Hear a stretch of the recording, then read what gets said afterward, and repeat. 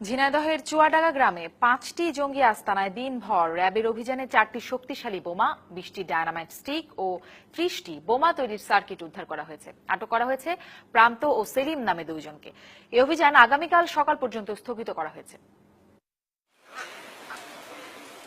ঝিনাইদহ সদরের চুয়াডাঙ্গায় জঙ্গি আস্তানায় অভিযান স্থগিত করেছে আইনশৃঙ্খলা বাহিনী। বুধবার সকালে আবার শুরু হবে অভিযান। অভিযানের সময় 2 জনকে আটক ককরা হয়েছে, 2টি সুইসাইডাল ভেস্ট, 4টি শক্তিশালী বোমা, 2টি ডায়নামাইট স্টিক ও নিউজেল 18টি, রাসায়নিক দ্রব্য 4 ড্রাম, এন্টি মাইন 1টি ও বোমা তৈরির 186টি সার্কিট উদ্ধার করেছে র্যাব। খবর পেয়ে মঙ্গলবার সকাল 6টা থেকে 2টি বাড়ি ঘিরে রাখে র্যাব 6 এর সদস্যরা। খুলনা থেকে র্যাবের বোমা নিষ্ক্রিয়কারী দল সেখানে পৌঁছানোর পর অভিযান শুরু করা হয়। অভিযানের সময় চুয়াডাঙ্গা গ্রামের ওই 3 বাড়ির আশপাশের এলাকায় 144 ধারা জারি করে প্রশাসন। দুপুরে এক সংবাদ সম্মেলনে র্যাব 6 এর অধিনায়ক অতিরিক্ত ডিআইজি খন্দকার রফিকুল ইসলাম জানান, সম্প্রতি ঝিনাইদহে কয়েকটি জঙ্গি আস্তানার সন্ধান পাওয়ায় র্যাবের গোয়েন্দারা নজর রাখছিলেন। সোমবার রাতে ওই গ্রামের আতাউর রহমানের ছেলে সেলিম এবং মতিউর রহমানের ছেলে প্রান্তকে আটক করা হয়। তাদের কাছেই বাড়ি 3টির বিষয়ে জানতে পারেন গোয়েন্দারা।